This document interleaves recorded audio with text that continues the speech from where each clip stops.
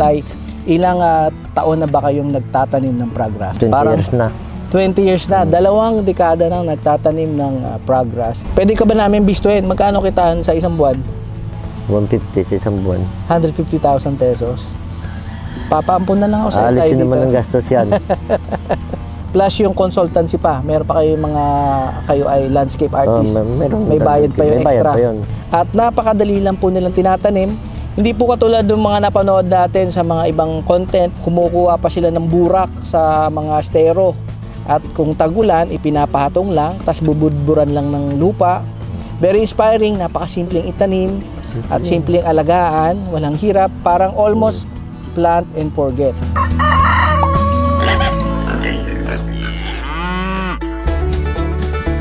Ayan, so ngayong episode, makikilala natin ang nagtanim ng damo pero hindi hinuhuli.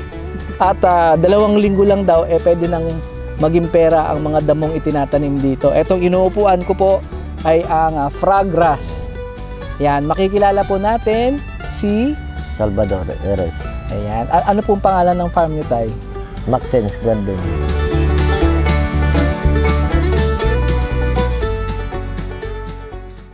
Tay, ilang taon na ba kayong nagtatanim ng Pragrass? 20 years na. 20 years na. 2 dekada nang nagtatanim ng Pragrass. At kamusta naman po ang business? Ayos naman. Dito lang naman kinukuha namin, hanap buhay namin, malakas naman. Ilan po ang naitaguyod yung anak? Isa lang po. Gaano po kalaki ang inyong lupain dito? Mga 5,000 square meter lang. 5,000 square meters. Bukod po ba sa Pragrass, ano pa yung mga tanim ninyo? Ornamental? Ornamental ng mga halaman. Mga halaman. Iba't ibang klase ng halaman ibang klase. din. Pero ang pinaka main product talaga ninyo is yung Pragrass. Pragrass talaga.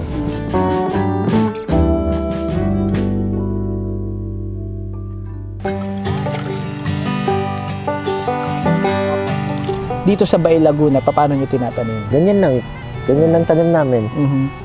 So, kahit walang tabon yan, okay na yan. Yung lupa, mataba naman. Mataba Diretso yan. na. Diretso. So, itong ating inuupuan ngayon ay ito yung mga planting materials, ready to harvest na rin. Ready to harvest yan. Ayan. So, kanina nung dinemo ninyo, napansin ko nung kumuha kayo ng planting materials kasi may mga nakahalong damo.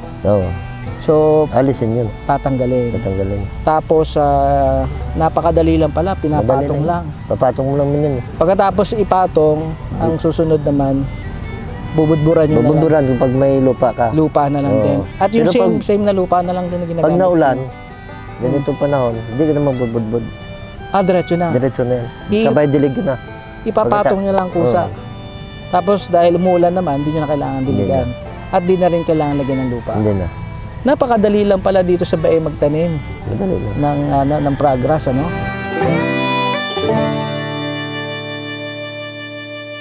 Ano po ang mga pangangalaga na kailangan gawin? Dilig. Everyday ba? Ilang beses sa isang araw? Pag bagong tanim, pag mainit, siguro mga 5 beses. 5 beses. O ba, marami din. Marami yun. Matakaw pala to sa tubig. Matakaw yung tubig eh. Tapos pagka stable na, siya ng mga 5 days. Mga 3 beses na lang. 3 beses na lang. At ito ba kailangan ba ng fertilizer o ng pesticide? Meron pang pesticide? Kailangan talaga kang fertilizer na. Fertilizer. Pero kung gamot, wala na. Wala na. Ito ba kinakain ng tipaklong? Kung ano mang peste? Hindi naman.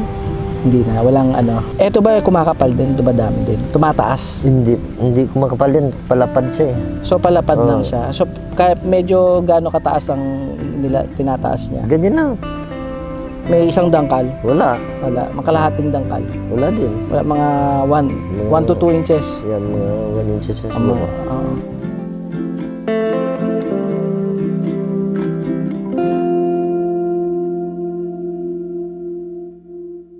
And ilang araw ba o ilang weeks ito bago maibenta nyo na? Meron nga 1 week lang eh. Magkano po ang bentahan? 60 per square meter. 60 pesos square meter per square meter. At itong ilang square meters dito, lahat ang meron tanim kayo? Bale, ito mga 3,000 ngayon to eh. Ito ngayon, 3,000 square meters, tapos 60 pesos per square meters. O kayo na lang po mag-compute at pagka na-harvest na itong 3,000 square meters na Pragrass dito, 60 pesos per square meters. Nauubos din po ba ito na sa isang Naubos buwan? din pag minsan yan eh, kinukuhaan kami minsan sa isang linggo kan eh. 2,000 pagkalakasan talaga. Mga 2,000 square meters na progress sa isang linggo lang. Sa isang linggo kung minsan yan, ang harvest namin, 2 araw, may gitna 2,000 eh. Bah, Pag malakas talaga. pag malakas. Ano ba yung mga season sa isang taon? Itong maganda ngayon. Panahon na to. Panahon Kasi na ito to, yung gawa ng- medyo maulan. Marami ng papaganda ng mga bahay eh. Magpapasko. O magpapasko. Yan. So, mataas din po pala ang demand ng progress. Mataas din. Pagka mabaha naman, kunwari ito, binabaha ba kayo dito?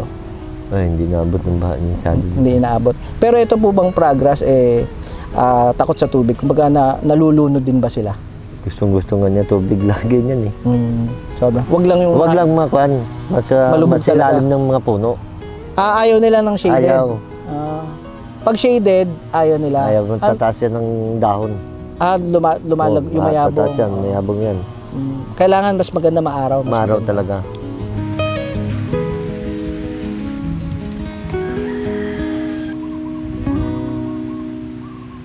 Ayan. Si tatay po ay isang landscape artist din. So, madalas po ng kanyang client ay, kumbaga, pakyawan na. Pakyawan Siya na. magla-landscape.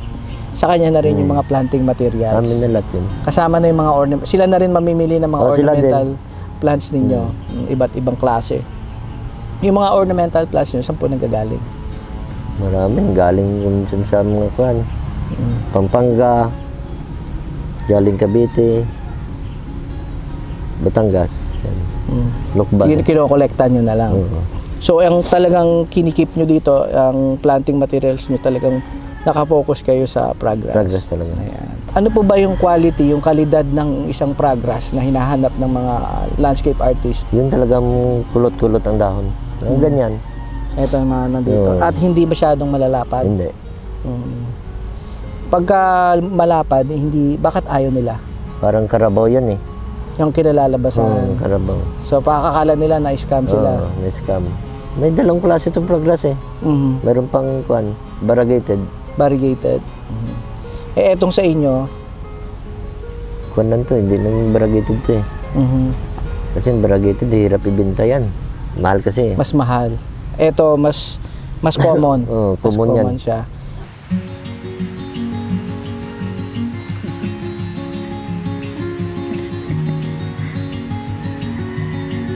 Pwede ka ba namin bistuhin? Magkano kitaan sa isang buwan? 150 sa isang buwan. 150,000 pesos. Papaampun na lang ako sa tayo Aalisin dito. naman ng gastos yan.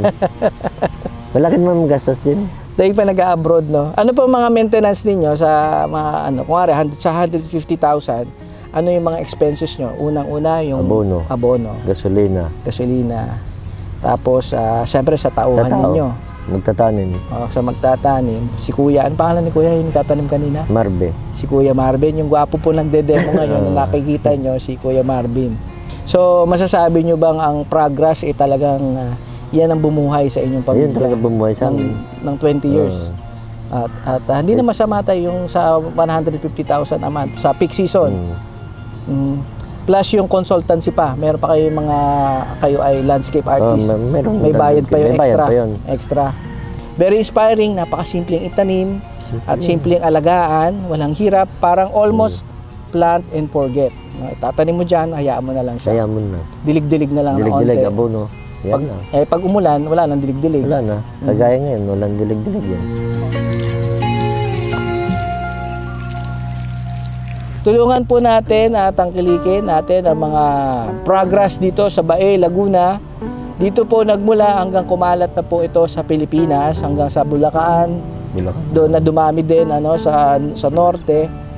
At sa mga hindi po nakakaalam, ang progress po ay nagsimula daw dito sa Bae, Laguna.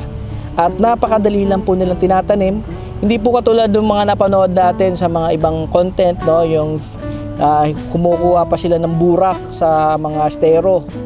O, yun pala, hindi naman pala kailangan gawin. Dito sa Bae, Laguna, yung mga topsoil pwede na. At kung tagulan, ipinapahatong lang, katulad ng ating dinedemo ngayon, ay pinatong lang, tas bubudburan lang ng lupa.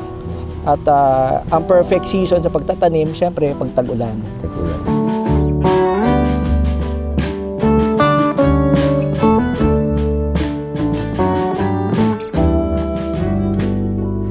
maintenance, garden, yan. So, punta po kayo sa description at dyan po ang kanyang contact number kung tatawagan nyo. At landscape artist na rin. At syempre, mga planting materials na Progress, sila na rin ang nagtatanim dito sa Bae, Laguna. So tayo, dahil maganda pala ang kitaan sa Progress, agree ka ba sa agri? Okay.